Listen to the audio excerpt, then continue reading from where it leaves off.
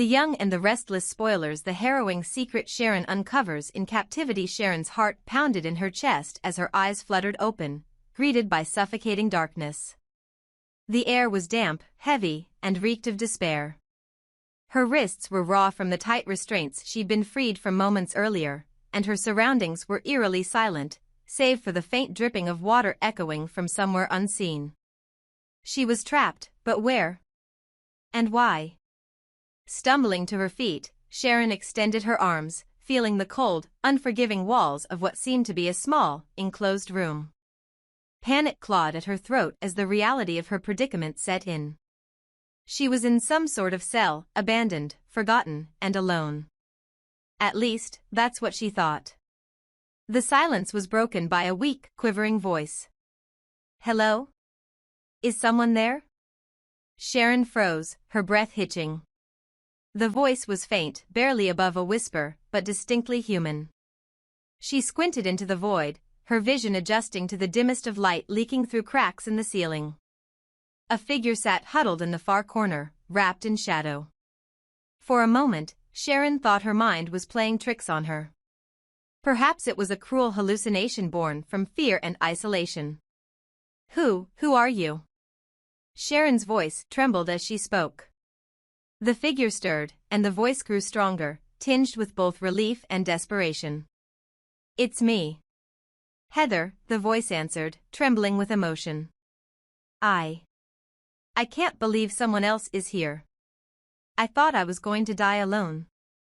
Sharon's blood ran cold. Heather? The name echoed in her mind like a haunting refrain. Heather, a woman she hadn't seen in years, a woman whose life had unraveled in no small part because of Sharon herself. But how could this be? Heather was supposed to be gone.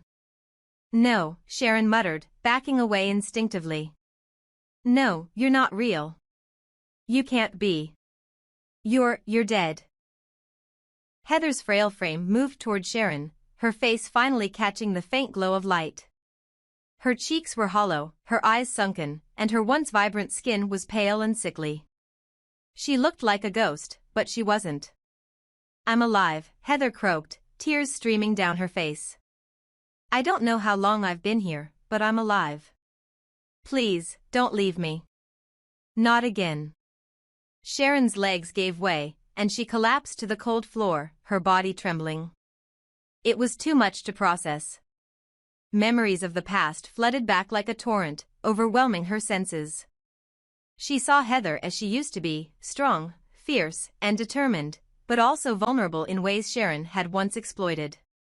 Their shared history was messy, a tangled web of betrayal, misunderstanding, and loss. Sharon had always carried guilt for what happened to Heather, but she never imagined she'd confront it like this. "I'm sorry," Sharon whispered, her voice cracking.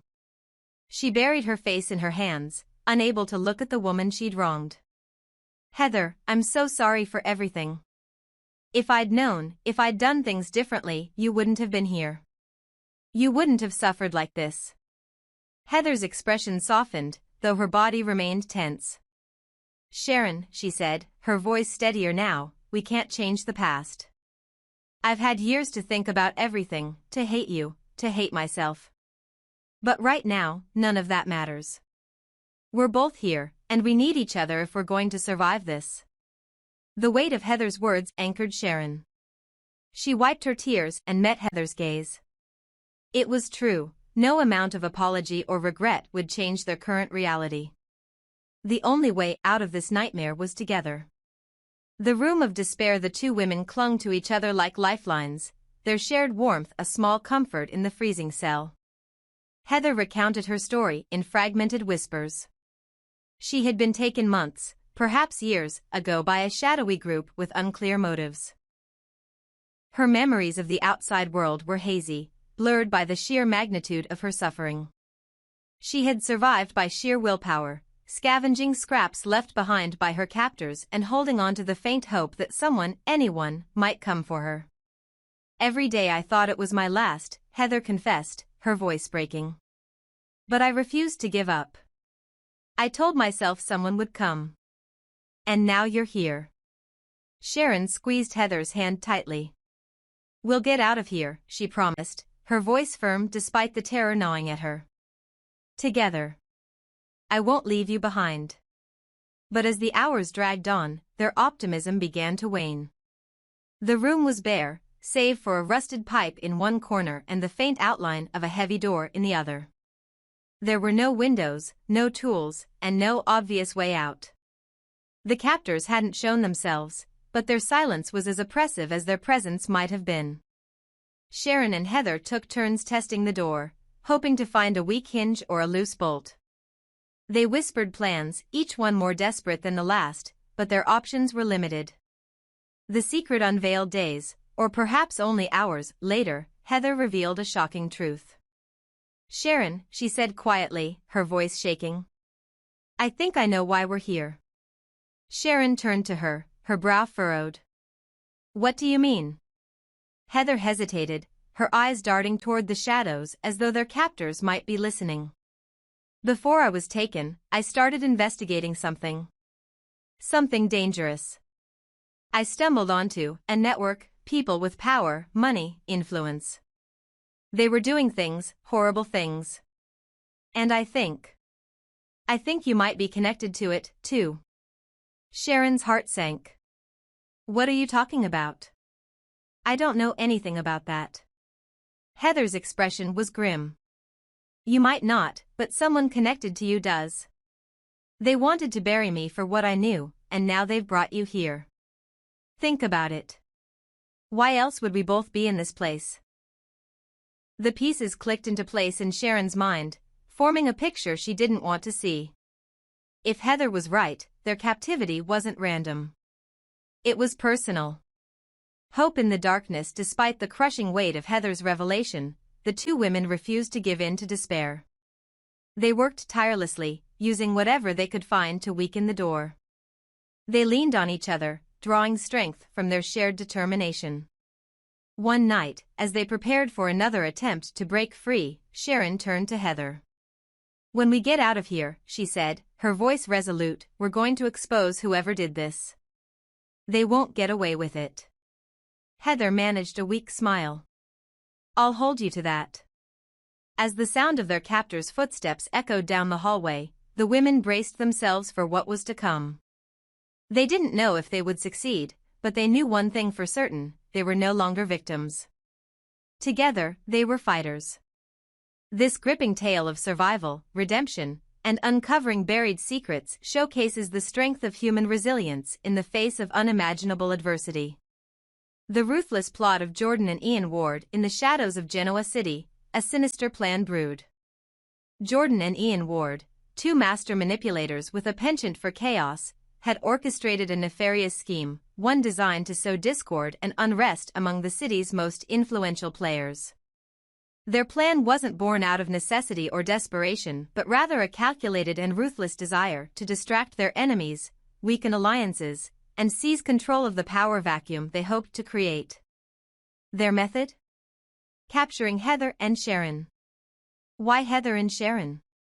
Heather had stumbled too close to the truth. Her investigations into the dealings of Genoa's most corrupt individuals had led her straight to Ian Ward's web of deceit. A man known for his manipulative prowess and cult-like influence, Ian had spent years building networks of power and exploiting others for his gain. Heather's relentless pursuit of justice had made her a threat, a loose end that needed tying up. Jordan, Ian's ally, had his reasons too. A charming but cold-hearted opportunist, he thrived in chaos, feeding off the disarray and distrust that Ian's schemes created. Heather's disappearance was meant to be a warning to anyone who dared challenge them, a pawn in their larger game. As for Sharon, she was an unexpected complication. Her ties to Genoa's elite, particularly her turbulent past with Victor Newman and the Newman family, made her an asset in Jordan and Ian's ploy. By ensnaring her alongside Heather, they aimed to stoke rivalries, suspicion, and paranoia among Genoa's power players, forcing them to focus inward rather than on the growing threat Ian and Jordan posed. The dark intentions of Ian and Jordan. The plan was as cruel as it was strategic. Heather and Sharon's imprisonment was more than just an act of cruelty, it was a performance. Their captors wanted their absence to spark questions and create rifts. In a city already rife with power struggles and betrayals, the disappearance of two prominent women would send shockwaves, igniting rivalries and inflaming old grudges. For Ian and Jordan, the ultimate goal wasn't just survival, it was domination.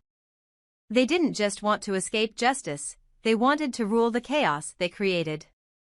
The miscalculation what Jordan and Ian failed to account for, however, was the resilience and resourcefulness of their captives. Heather, though physically weakened and emotionally battered, still possessed an unyielding will to survive. She wasn't just a victim, she was a fighter, someone who had endured years of hardship and emerged stronger for it. And Sharon, despite her own vulnerabilities, found renewed strength in the face of adversity, fueled by her guilt over past mistakes and her determination to make amends. Together, the two women formed an unbreakable alliance. Their shared captivity became a crucible, forging a bond that transcended past grievances and differences. As Heather and Sharon worked together to escape, they pieced together the full extent of Ian and Jordan's plan. Heather's memory of the connections she'd uncovered before her capture, combined with Sharon's insight into the power players of Genoa, painted a damning picture of Ian and Jordan's crimes. The promise to expose the truth Sharon, always one to act on emotion, made a vow in that dark, suffocating cell.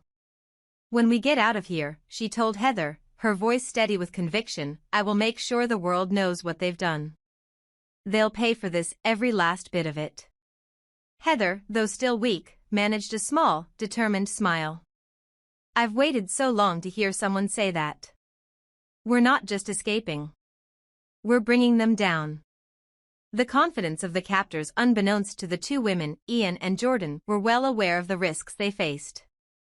They understood that if their plans were exposed, prison would be inevitable. But the thrill of their ambition outweighed the fear of capture. To them, it was a calculated gamble. If their plot succeeded, the chaos they unleashed would make them untouchable.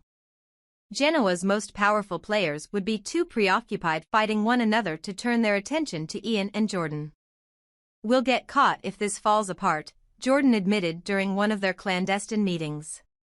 Ian, ever the confident manipulator, shrugged off the concern. "And if it doesn't? We'll have everything we've ever wanted." Sometimes, you have to risk everything to win it all.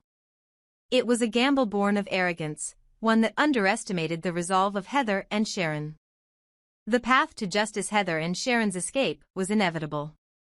Their determination, combined with the sheer human will to survive, turned their cell into a crucible of strategy and courage. Together, they plotted their way out, driven not just by a desire for freedom but by a shared mission to bring their captors to justice.